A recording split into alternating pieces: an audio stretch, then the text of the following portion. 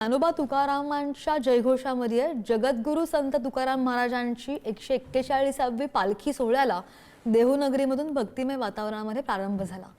टाळ मृदुंगांच्या गजरामध्ये आणि पुंडलिक वरदा हरिविठ्ठलच्या जयघोषामध्ये नामघोषामध्ये पालखीनं पंढरपूरच्या दिशेने प्रस्थान केलेलं आहे। मुसळधार पावसाची संततधार सुरू असताना सुद्धा वारकऱ्यांचा उत्साह असाच कायम पाहायला मिळतोय आणि हजारो भाविक पालखीसोबत विठुरायाच्या भेटीसाठी पायी निघाले। पहाटेपासून काकड आरती, महापूजा आणि पारंपरिक धार्मिक विधी पार पडल्यानंतर पालखी प्रस्थानचा सोहळा संपन्न झाला। यंदा 341व्या पालखी सोहळ्यानिमित्त देहूनगरी फुलांनी सजवली गेलेली असून संपूर्ण परिसर विठ्ठल नावाने दुमदुमून गेलाय।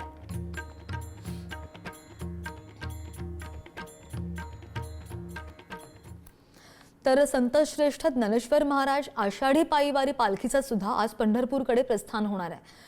शहरातील अतिवृष्टी आणि पूर परिस्थिती पाहता वारकऱ्यांनी आळंदीत न येता आहे त्याच ठिकाणी सुरक्षित थांबावं असं आवाहन केलं गेलंय।